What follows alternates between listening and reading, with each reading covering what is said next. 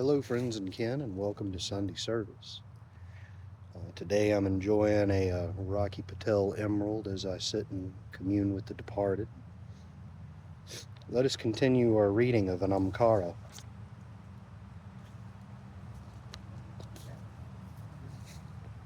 This next section we're starting is called The Human Heart is Never Completely Born. Though the human body is born complete in one moment, the birth of the human heart is an ongoing process. It is being birthed in every experience of your life. Everything that happens to you has potential to deepen you. It begins to birth within you new territories of the heart.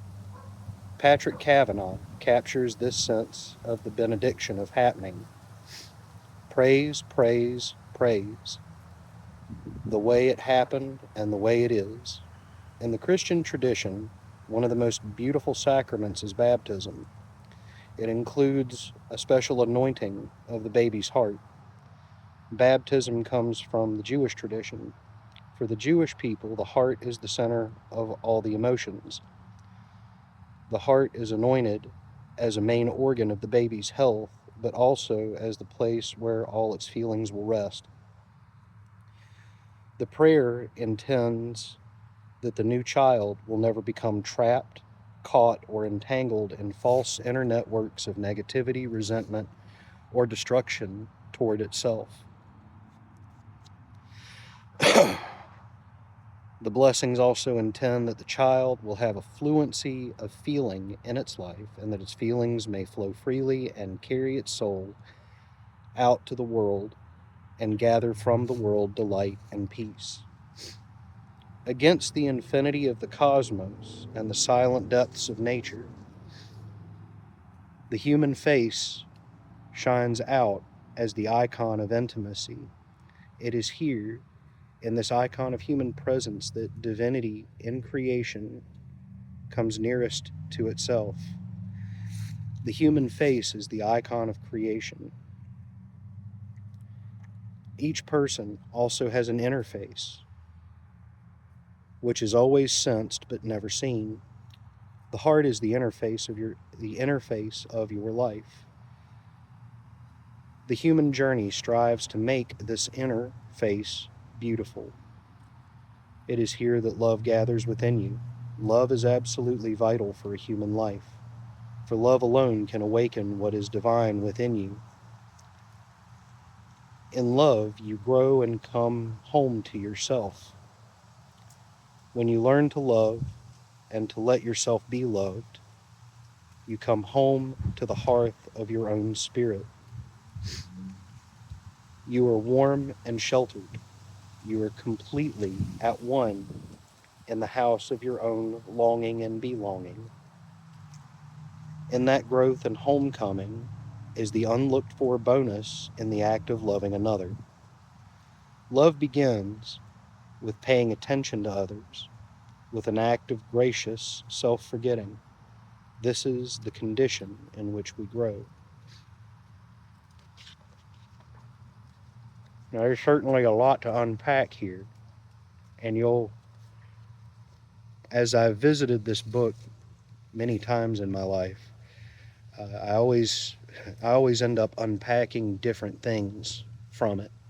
And I think that's the case with any book that we read once. It has a major impact on us, and we revisit it multiple times later through life. We end up finding finding different things in the unpacking each and every time, and that's an interesting way to see a journey progress. But in this particular package, I really like the way he paints the human heart, the seat of emotion, even if you don't really believe it's physically in the chest, contained in the organ of the heart. But it encourages us to keep that sense of love and compassion in our heart, regardless of the experiences we face, and to not get trapped in those moments of resentment, those moments of misery, especially in that first paragraph.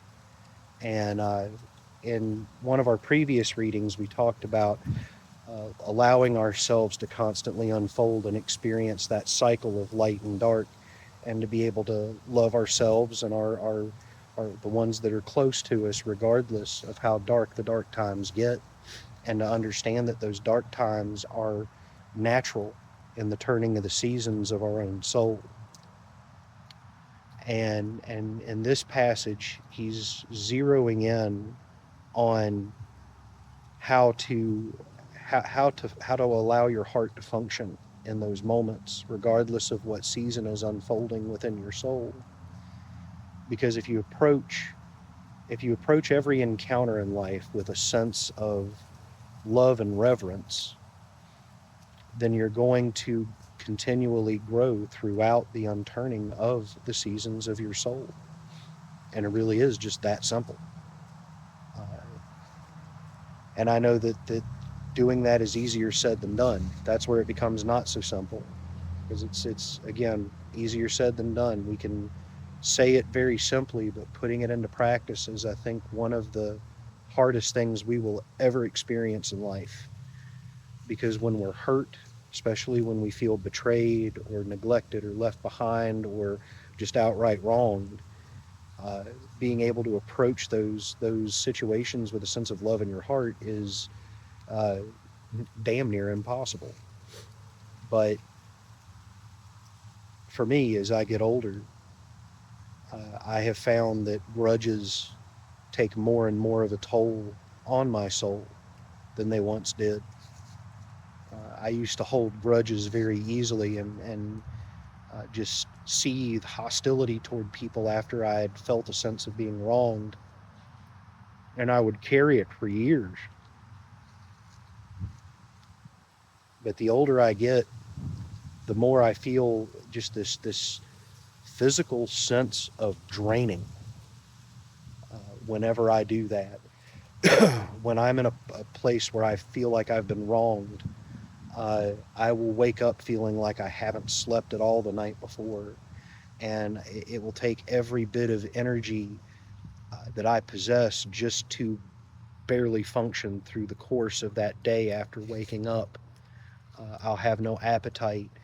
I just I'll have no motivation to do anything, whether work related or personal, and it feels like deep depression setting in.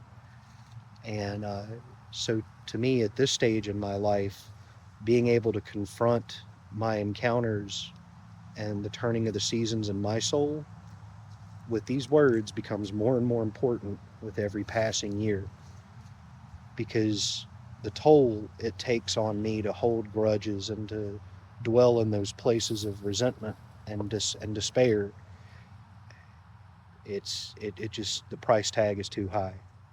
I physically can't do it. And I don't know if that phenomenon is unique to me, or if other people experience the same thing. I've met plenty of people that hold grudges and dwell in places of resentment for decades, and almost to the point where it becomes a defining facet of who they are.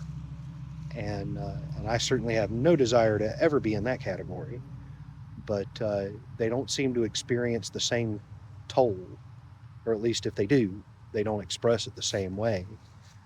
So if you have thoughts on this, please put those in the comments, because I'm interested if when you find yourself falling into depression and these places of resentment and dwelling there, does it take a toll on you too? Do you feel physical side effects from dwelling there?